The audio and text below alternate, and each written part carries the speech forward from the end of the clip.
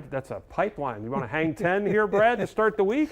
No, but I do want to revisit briefly a topic we covered several times last week before we get to today's main story, which is really a shocker, okay? But last week we brought you the story about the fact that only 1/1000th of 1% of the deep ocean has been imaged. That is to say, in other words, since the ocean covers most of the world, 66% of the Earth's surface remains largely unseen and unexplored. We also told you that the ocean bottom likely contains valuable metals and minerals. And the question is this: should we just go get it? Or should we maybe learn a little bit more about the ocean bottom before we destroy it? And it's a national debate and an international debate. Okay, so we also told you that the UN was sponsoring a conference in Nice, France. So here's what they learned at the conference, okay? And this is the update you really need to hear. There were more than 60 heads of state and government there, joined by thousands of business leaders, scientists, environmental campaigners.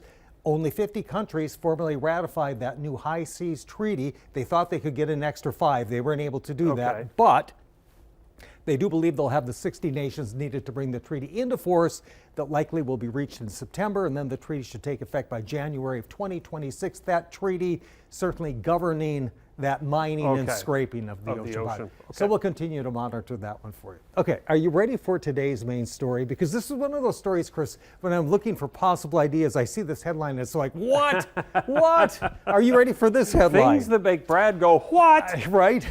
So here you go. Scientists detect light passing through entire human head, opening new doors for brain imaging. Light passing through entire human head. This was a study from the University of Glasgow in the UK, okay? So I did not know this, but apparently for decades, scientists have been using near-infrared light to study the brain in a very non-invasive and cost-friendly way. But this near-infrared light only reaches the outermost portions of the brain about 1.5 inches deep. So if you want to see what's going on deeper in the brain, especially those regions that are involved in critical functions like memory and emotion and movement, you've got to haul out an MRI machine or something like that, okay? But maybe not for much longer, according to their study.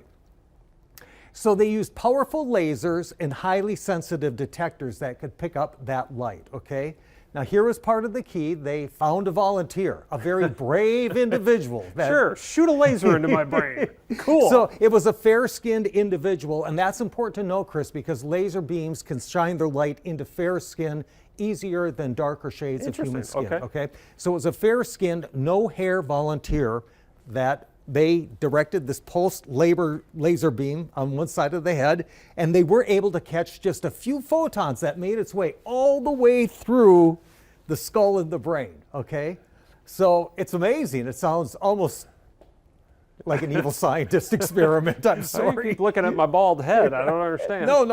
While the current method is not yet practical for everyday use, the findings might inspire other researchers to rethink other possible ways of the next generation of this infrared system and whole method of looking through the brain. Here's what they actually say.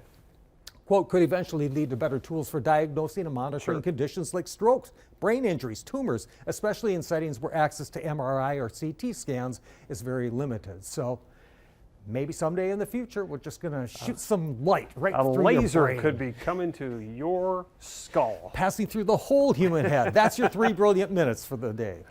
Brilliant as always. Thank you, Chris. All right, Brad, we'll see you tomorrow. Still to come.